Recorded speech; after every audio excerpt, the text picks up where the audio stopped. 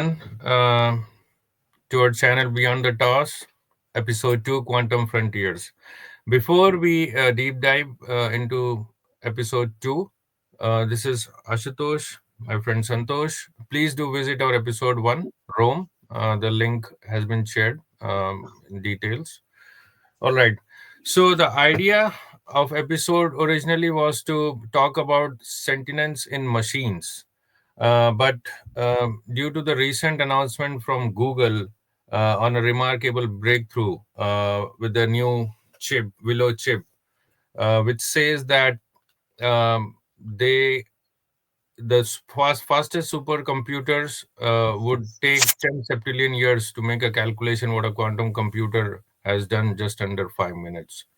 So with this, we will dive into the wacky world of quantum, where the cat isn't just dead or alive, it might be hosting the podcast with us, where zeros and ones are friends as well as enemies.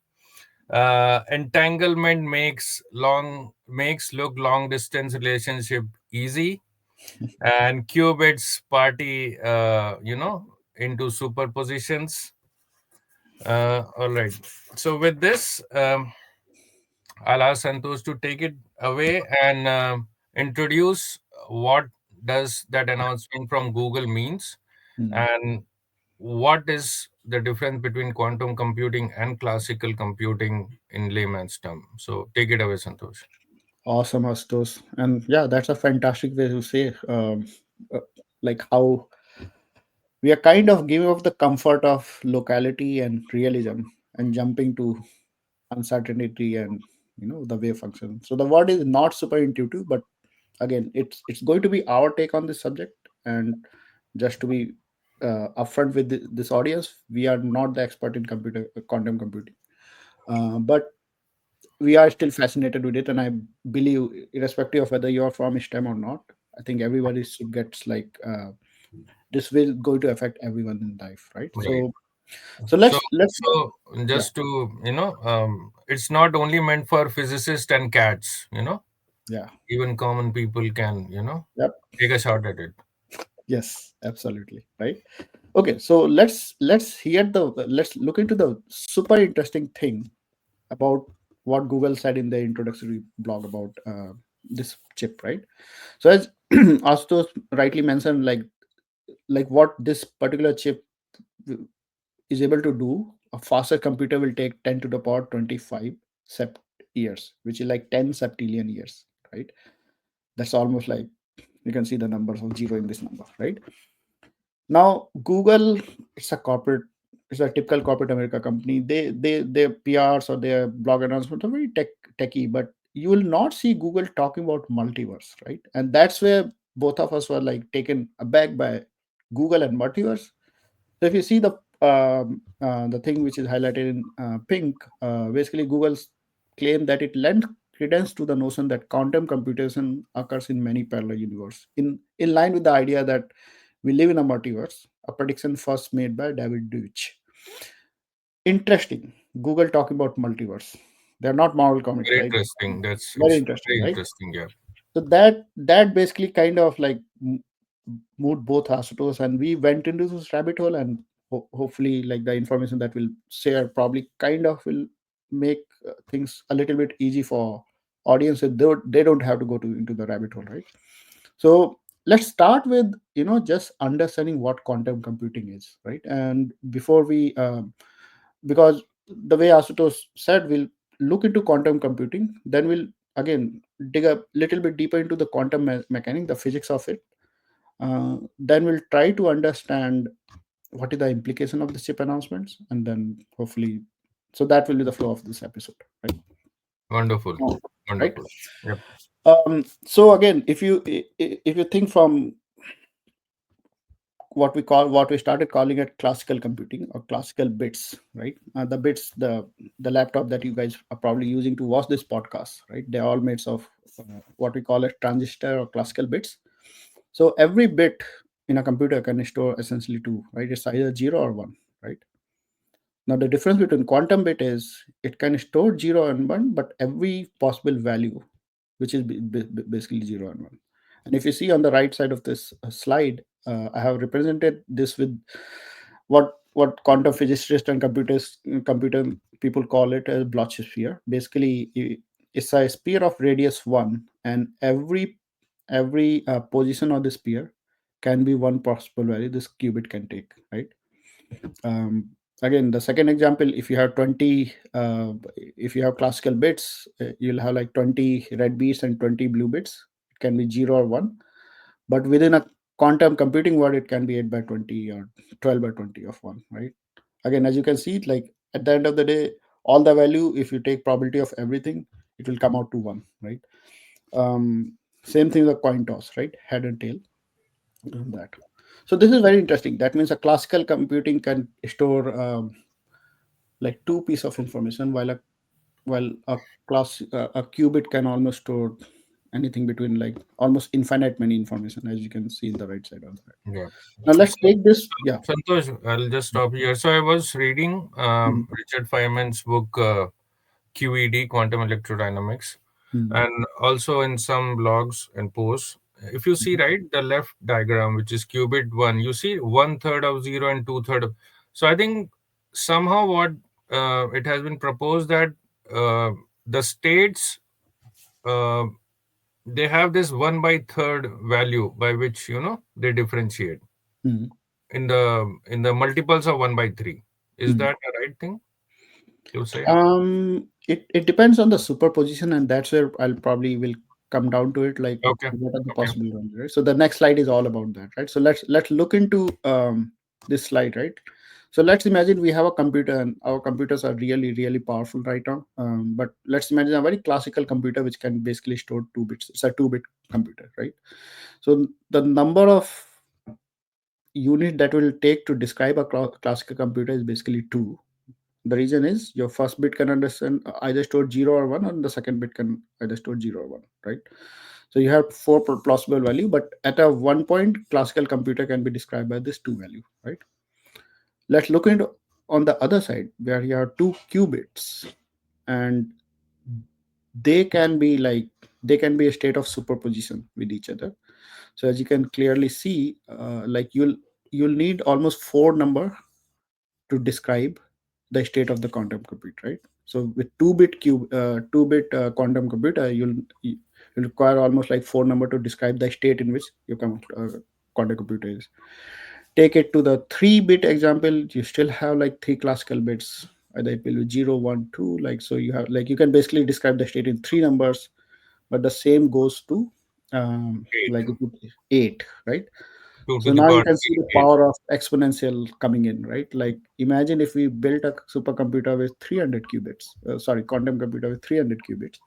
That's almost 2 to the power 300 bits Yeah. of information. That's an unimaginable. Unimaginable number. I mean, if you have to like kind of compare it with something in the real world, it's almost higher than every single sand particle on Earth.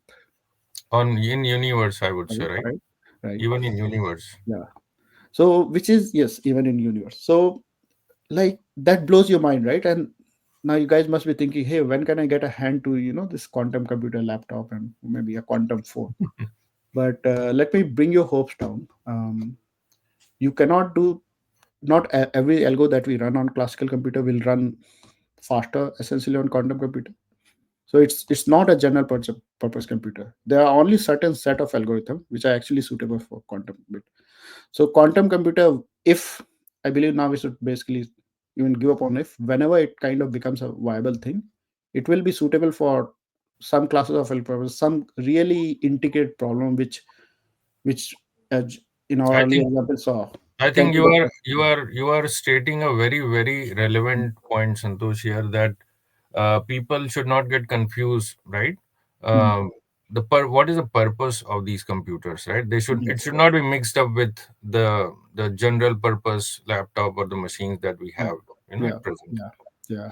I mean, your classical computer will still beat the shit out of a quantum computer if it comes to graph processing or something like this. Right, But there are places where quantum computer will be able to do things, and they are scary things, right? And we'll come back to those scary things towards the end of this podcast. But where like everything changes about your world, right? So right. it's like the prospect of quantum computers should excite at the same time it should also scare us a bit, and we'll come back to it at later. Now, so far we just stuck with what quantum computer is. Again, Right. we are not by profession, we are not physicists, but we'll at least try to dive deep into the physics behind this quantum Okay. computers. Okay. Right? So would that bring us to the section two? Okay, you wanna go through Yeah, this yeah, one. Okay, all right. yeah. So there's just one thing, right. So how these qubits are implemented, like, so again, if you guys remember, like, it all started with semiconductor revolution, right where we are, Bay Area. It was all about transistors, right? It's all about silicon, which was used to kind of create the first elementary transistor, and now we have billions Right. and billions of them, right? Right. So the way qubits are implemented, like, there are three different types. You typically do it with electron spins, which is like a spin up and a spin down system, which is quantum dot. Then you can also do it with trapped ion and superconducting transmon. Now, again, as I said, this is not. We want to keep this podcast for a general audience. If somebody is really interested into this topic, they're like ton load of video and material. So feel free to Right. check out on YouTube. Okay. Yeah. So, so I think Santosh, you talked about superposition, Mhm. entanglement, right? I think it all started with this double slit experiment, right? Mhm. Yes. When they discovered this particle wave duality. Yes. So, would you walk us through what does that mean? Yeah. Yeah. So that's, I mean, anyone who have done like high school education in STEM course, like taken high school physics, probably would have heard about this experiment. But just to revise everyone kind of thought process, right? So there was always this debate between physicists was whether light particles are wave or particles, right? Whether it's a wave or a particle, right? And there were like almost two different camps. Some people are saying no, it's a particle. Some people are saying it's a wave, right? So that was kind of always fascinated physicists for a long time. So a version of this experiment has been carried on for a while, right? Where people will take a light bulb, pass the light to true slit, right? So multiple electron, multiple photon will kind of hit the true slit. And at the end of the screen, like if you put a screen after the slit, you'll see if light is a wave, like if there are like multiple uh, light particle hitting these two slits at the same time, you can almost imagine that some of these waves will interfere with each other, right?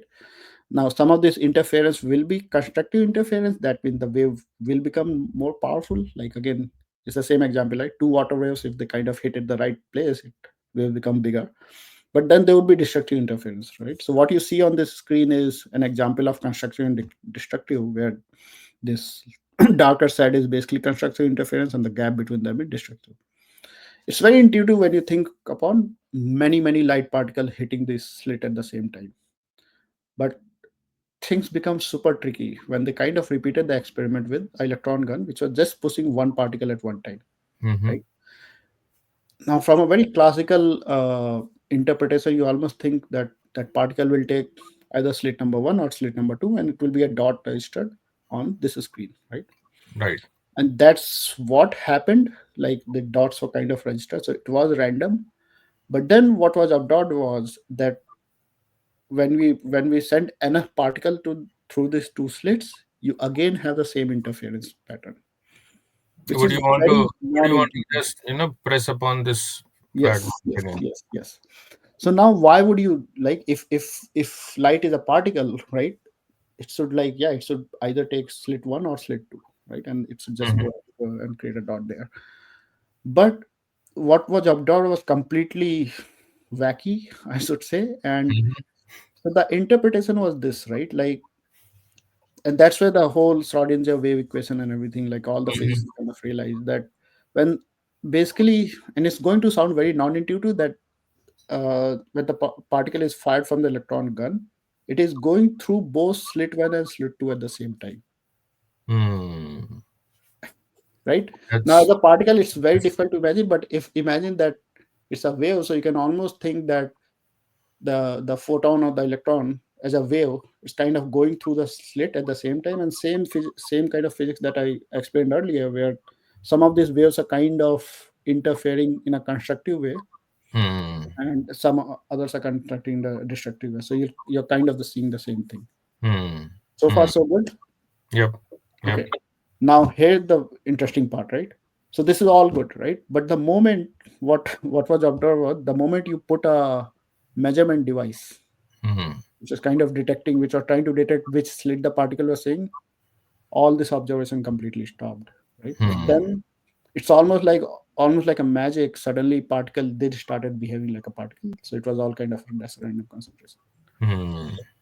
Now, so that's where like the So, way so after you basically, introduce, yeah, if I stop here, so basically, it's like you don't know whether the Schrodinger's cat, the cat in Schrodinger's cat, example, it's dead or alive until you open that box, open right? that box, right? And then you come to know whether it's dead or it's alive, Yeah, right. or it's with us in the podcast.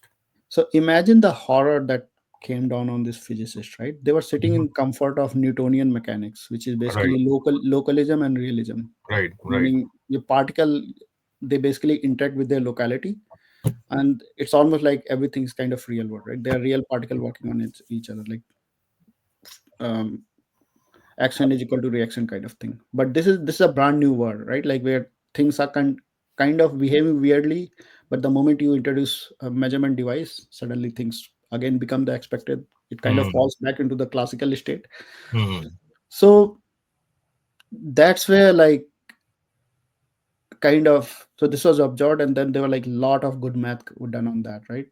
But the camp to explain this phenomena kind of it got divided into two different category. Hmm. One, and that's where we'll kind of go, right? So one is basically Copenhagen interpretation, and then the second word is MWI. So now, Hmm. as I said, this is a wacky kind of bicycle, so please bear with me. Let me stop my cam for a second. I need to plug my laptop back, but yeah, Okay. I'll keep going towards it. So, so what is Copenhagen interpretation, right? So it's a very simple thing, and that's how we were taught physics all this time. That so particle continues to behave using Schrodinger wave equation, which is basically they have like it's a probabilistic worldview where like particle can exist in multiple position at the same time, right? Like and that can be explained where that particle exists. You can only measure the probability and not the real one. But the So, moment you put a yeah, so just to say here that uncertainty is not a bug, it's not a bug. It is right? the real nature. And Yes, and would that mean that nature only permits us to measure probabilities, yes. right? Nothing is real, right? There is no But then, certainty, basically. yeah, right. So then, so that's how nature behaves. But then the rule immediately changes when you start measuring it, right? When you introduce measurement, Mm-hmm. and then rule change. And Copenhagen interpretation of this problem is perfectly fine. It just basically says yes, there are two rules by which this game is being played by nature. One is the rule when you're not looking into it, when you're not observing the interaction. It's almost it gives you a wave kind of probabilistic word. But the moment you measure it, becomes like it becomes comes to the classic. So in like philosophical or rhetorical Mm. sense, can we say certainty is our biggest enemy? Yes, yes. Mm. Now, as you can see, this is almost like, hey, take this to assumption and work. In fact, Feynman kind of said a very funny quote about it.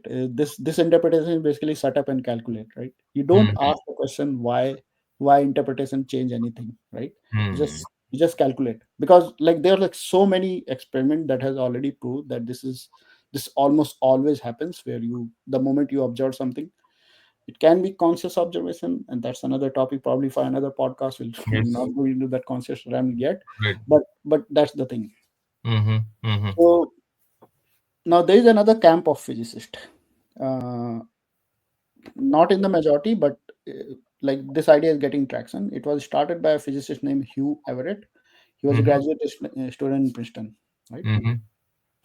Um, so his worldview was kind of right. So as we described earlier, there's this Schrodinger wave equation, and when you measure it, it basically collapses, right? And then you Mm-hmm. basically arrive into a very classical state of a system, all comfortable state, right, where you know everything how things are. What this word interpretation is wave function is objective measurement. Like there are not two rules in the game, right? wave function kind of already always exist, and at any given point when your like wave function can measure, even when introduce a measurement device, right? So in this MWI interpretation, there is no effect of measurement device.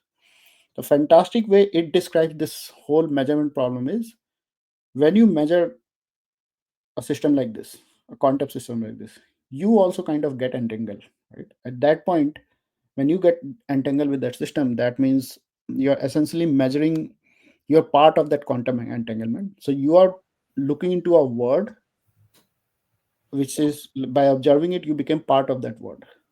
Now, Very for like interesting. very Yes. interesting, right? Again, it's counterintuitive, but Yeah, we become part of the calculation. So again, that calculation is not accurate. right. And but by us becoming part of the, so what we are observing is still the wave function has not collapsed. We kind of measure the probability that we measure that is still working on. But then they're like there are other words which have a different value, right? So in your earlier example of a Scavenger cat, there is a word in which the cat is alive, and there is a word in which the cat is dead, and maybe there would be an observer in both of these words, right? So there would be some history that will kind of belong to this word one, and then some history belong to this word two, right? Right.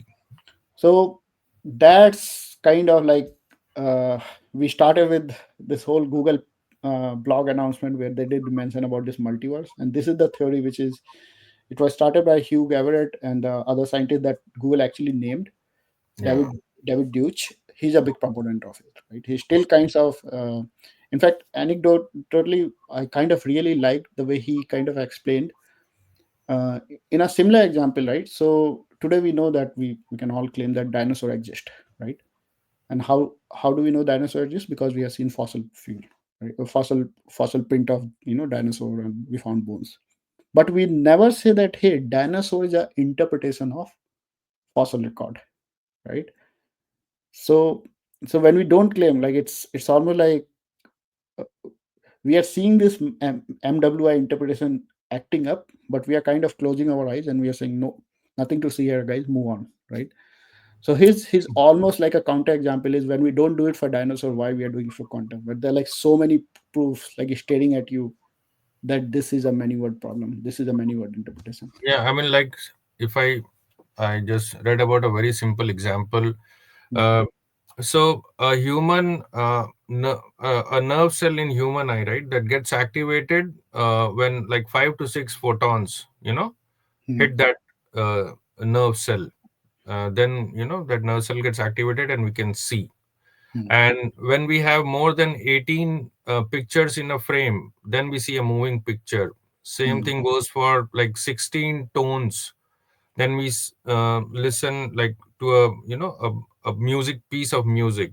Hmm. Same way, say for example, a tortoise is walking along, it's walking on a is going on a beach or on it in its natural habitat, and a honey bee is flying above the Hmm. tortoise. So the tortoise threshold level is even higher than the human eye. So it cannot watch or it cannot see that honey bee, but we can see both the tortoise and the honey bee. So what if, some entity, or I mean, in some world, the threshold level is even below that Hmm. 5 or 6 photon level, right? Hmm. So just to put in simple terms, Hmm. what could that even mean? Hmm. And again, I don't want to go into another rabbit hole, but since you have mentioned, there's another theory that like human has evolved not to see the reality, right? So evolution is almost like a game theory, right? Where uh, evolution will evolution will work it in a way that you gain over functionality. So basically, evolution decided that if human sees the reality, this will be not in the best interest of human. Hmm.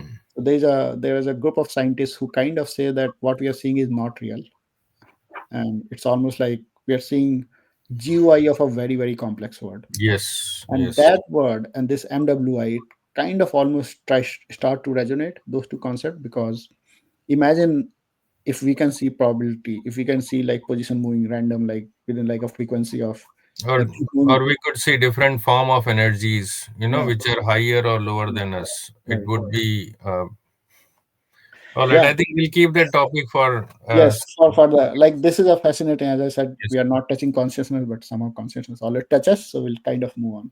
Okay.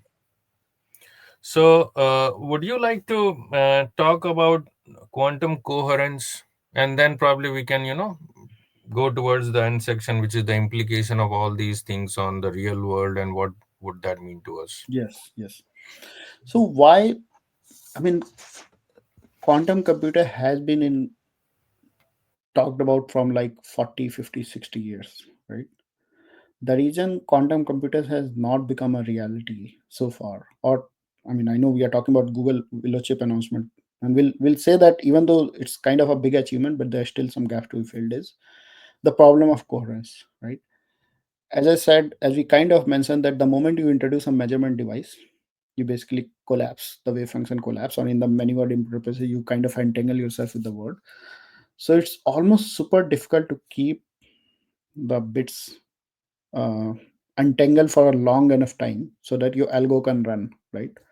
So that's the quantum coherence problem, where your entanglement time is like it's in micro and I don't know Right. nanoseconds. And I think in lab conditions they have to maintain a super cool Yes, temperature of more yes, than like yeah, near to absolute zero, absolute zero degree Kelvin is when you can actually keep this electron spin in that state. right? Mm. So far that's our limiting factor, right? And Mm-hmm. that's where this Google Willow chip is kind of changing the game, because we know that the moment you measure, you basically introduce kind of this, like you don't have much time to measure it. So typically the answer to those problems is by having multiple qubits and creating something called logical bit, which kind of Mm-hmm. takes care of quantum error correction. Now again, we're Mm-hmm. not going into those are super mathematical topics, but just to give an example from a classical computer or a laptop world is, like our laptops is all made of transistors, and there is a chance that one of those transistors will fail to work the way it is been programmed, right? Like some of those circuitry will die. And so the entire computer science field from its beginning has always taken this error into account, and there's this like redundancy built into the system, right? There's this even in memory you have like some extra bit in memory, so that if things go south, you can actually recover your system. You can do checkpointing. The same thing on the computing side, they have done something called quantum error correction.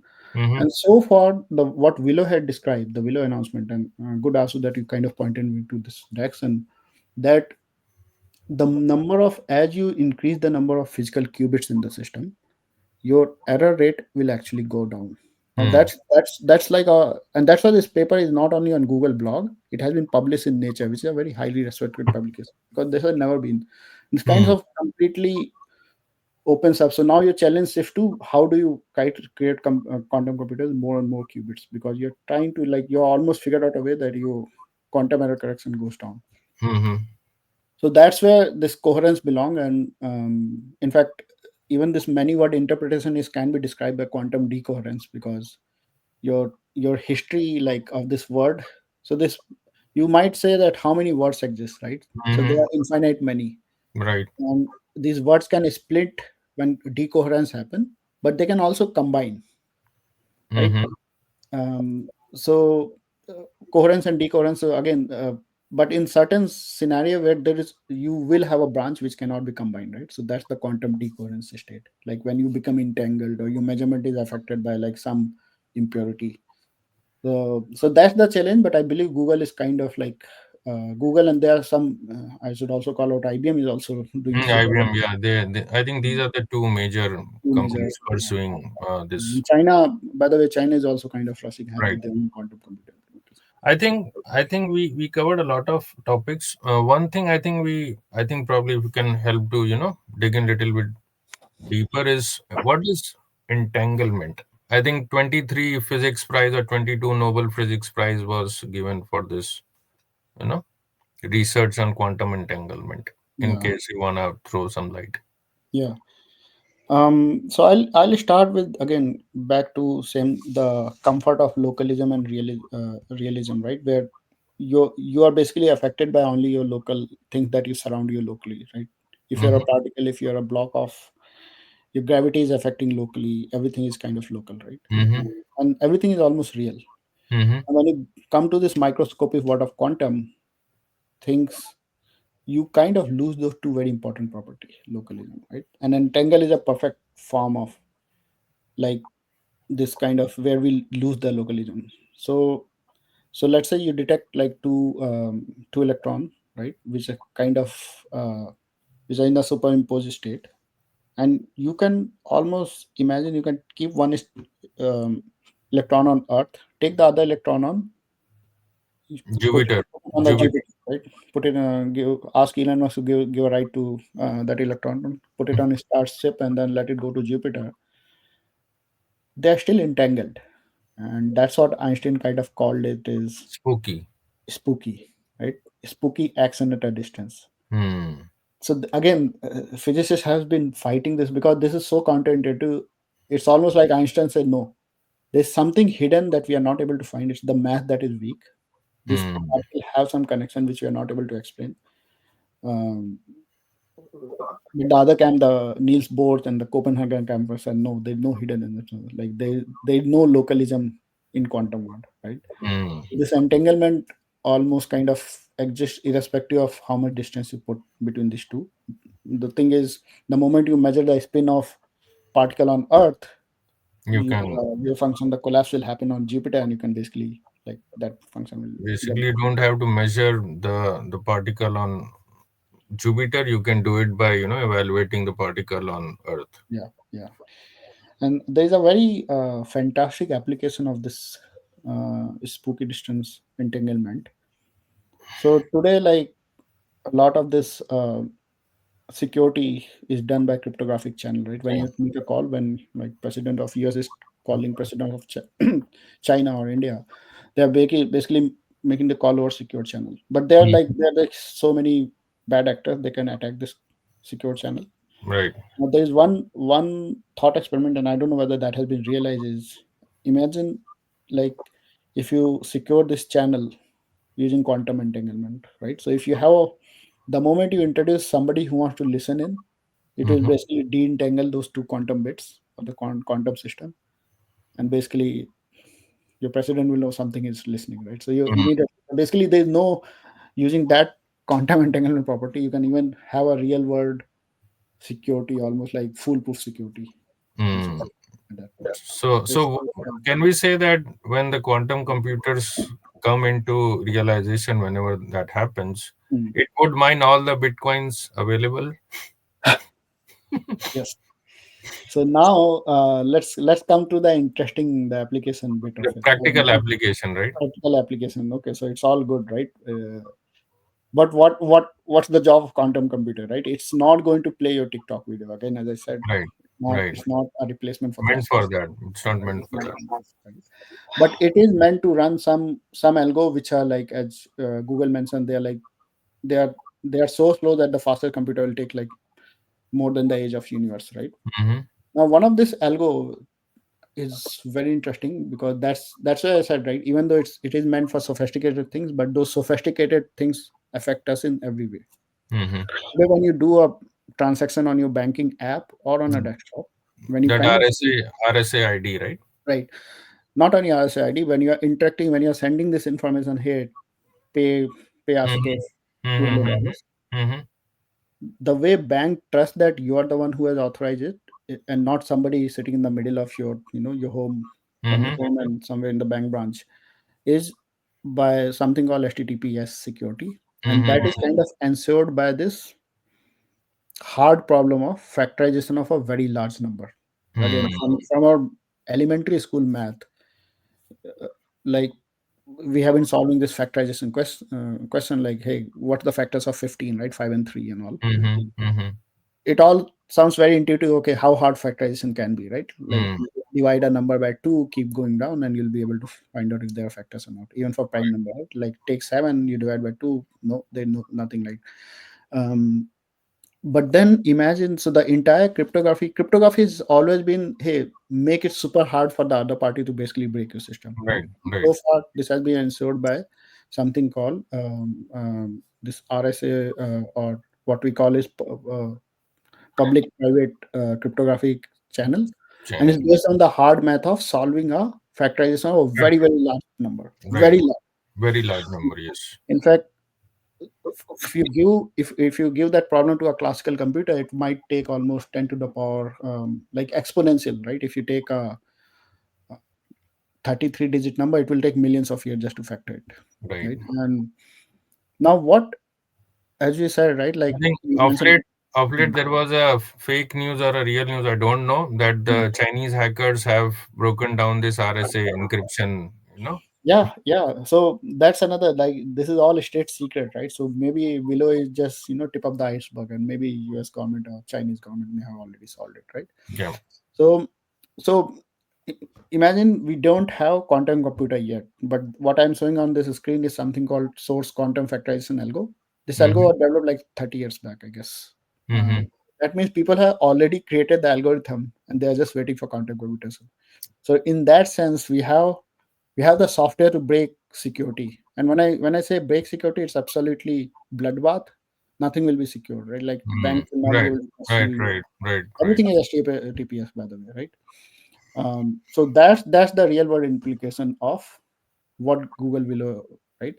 I will not go into the math of this quantum factorization algo. I mean, part of it will be intuitive because we have all done elementary school math, Right. but there's this part of this quantum Fourier transform which is kind of Mm-hmm. super deep. But as you can see, like, there are mathematical algo which is kind of already developed, just waiting for the hardware to arrive, right? Right. Right. Now, where do we stand, right? Where do we have to all start panicking and start like really paying attention to this news? So one of the viewpoint, and I think I took it from social capital, is like right now Willow can potentially deal with one stable qubit, and it took, by the way, it took like 14-15 years to come to this stage. Mm-hmm. Just to break RSA to 2040, it will take 4,000 4,000 qubits. Okay. physical or right? In fact, logical, not even physical. Physical may be much more. And then for SHA, Bit. 256. This is the Bitcoin part. This is the interesting. I believe everybody is doing crypto. Bitcoin Right. Right. 100,000. It will take almost 8,000. Now, okay, why we have like this entire episode on quantum, right? It doesn't impact me, but keep keep in mind how classical compute kind of increase in leaps and bound. Like we all of us are nearly taking what would have been a supercomputer 20 years back in our pockets right now. Our smartphones are like supercomputer of 20 years back. So imagine if the same skill kind of also applies. So we may not be far off. Now, just diverting to the Bitcoin part, is the entire Bitcoin limitation is what we call is the whole security is based on something called SAR 256, which is a hashing algo, meaning you Mm-hmm. trust that all the information that is stored on the blockchain is. How do you verify that information? By verifying the hash of the previous Yes. block. Yes.